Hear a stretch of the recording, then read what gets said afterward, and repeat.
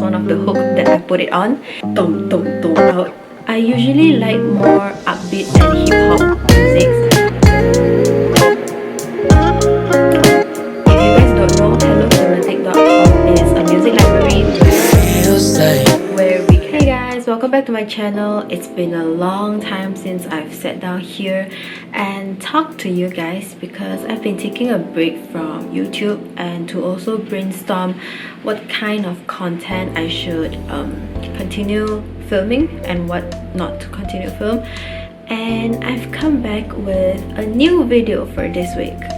A lot of people have been DMing me, or a lot of friends have been asking me, what do you use to film or record or edit your videos, whether being on YouTube or Instagram? Because I don't know why, but I think I'm that one who's around them that edits video. So when it comes to editing video and they want to know how to do it, they will come to me. So for today's video, I'm going to talk about how I edit my YouTube videos. For the software I use, it will either be Adobe Premiere Pro or Wondershare Filmora. For Adobe, because I am a communication student, so my school actually provided me the license to use it. And while for Wondershare Filmora, I have to pay it by myself, which is 170 ringgit per year. So yes, you have to pay it, whether it's on Adobe or in Wondershare. And I believe on phones and iPad, you can have free apps that you can download and use it. One of it is the Douyin one. It's called QING in Chinese. And there's this one more, it's called VLLO. VLLO. It's on phone and iPad. It's an application, so you can download it on your App Store or your Google Play Store. Next, on how I edit my video, it depends on whether the video is a sit-down video like this or vlogs. So I'll take an example of filming a vlog. So you film your vlog and you have all the footages where it's so everywhere, because vlogs you literally like film it here and film it there, and like you change the place, you change the timing. So firstly, I export all of the footage, all of the content into my editing software, where I usually use, and the most I've been using these days is Wondershare Filmora. So we export it in, and then you see all the content there. Everything, you just pull it down to the editing bar, and then I start to rough cut. I usually take about, if I'm productive, I usually take about an hour to a few hours to make the rough cut, and then I will watch one more time and see if the vlog is too long. I want to try my best to keep the vlog within 15 to 20 minutes, because if it's a vlog that's too long, I feel that people will lose interest. So I usually make it 15 to 20 minutes. The intro, which is the part where it catches people's eyes the most, where everyone says that, so I keep it to 20 to 25 seconds, or actually honestly it's very free, but it depends on your vlog too. If your vlog is a longer one, you can have a longer intro. If your vlog is a 10-minute vlog, you can have only like 20 seconds of intro. That's totally up to you. Just cut off all the significant parts, important parts where you want people to see and where you want to catch people's eye. Lifestyle vloggers, usually they put louder background music in the intro, and then they will slow it down once the video actually starts, and that's what I really like too. So I always increase the volume of the background music in my intro. Also, one more thing, I don't really want the audience to hear what I actually say in the intro. That's why it makes them continue watching and listen to what I actually say. That's one of the what's that called? That's one of the hook that I put it on. For the intro, usually it's more fancy, where you have a lot of elements and whatever. For that recording thing, if you watch my vlogs, I have that recording small frame. I actually use my iPad to draw it, and then I make it a PNG, and then I insert it. And while maybe all of the maybe the circles or like the borders, it's everything inside the Filmora editing software itself. So I just choose and put whatever I like. Also, there's this one transition effect I really like, is that circle one. You'll see here, it's that circle one where I really like because it looks like, you know, it's a start of a story. And also I try to put words or like watermarks to make it more customized. For example, like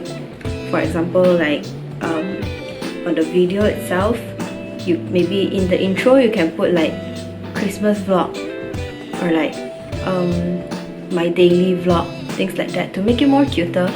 And when you put words, it's either I use my iPad to write, make it a PNG and then export it to my laptop and then put it in, or you choose a very cute font. There are a few fonts that I really like. One is Cooper Black. I think Cooper Black has been a trend right now. I think it has been a trend. Like, the font has been a trend right now for more Korean style and cute style on videos and posters also. So that's one font, Cooper Black. There's this one more called Cookie Plus, I think. It's more like a not so formal font where I think it's cute too. So I usually like to use that font also. I really like Times New Roman because it's so well arranged and nice. So if I use for a subtitle, I will use Times New Roman. One more font I forgot, I'll put the name here. I usually like to make it big and like dum dum dum out. I like to use that font where it's this kind of effect. If you guys have any fonts you guys want to recommend, please tell me. But these are my 4 most used fonts. Next, which is the background music of my vlog, I usually like more upbeat and hip-hop music, and I searched for music in this website called hellothematic.com. I don't think it's very new to you guys, but if you guys don't know, hellothematic.com is a music library where you can download songs. If you guys don't know, hellothematic.com is a music library where we can download songs. It's a very great help, so we won't get copyrighted, and they have a lot of songs.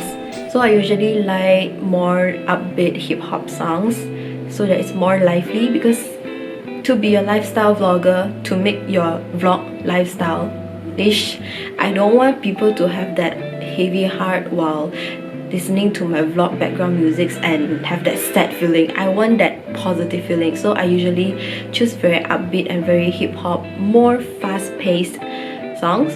For my intro, like what I've said just now, I usually make it louder and make it more lively.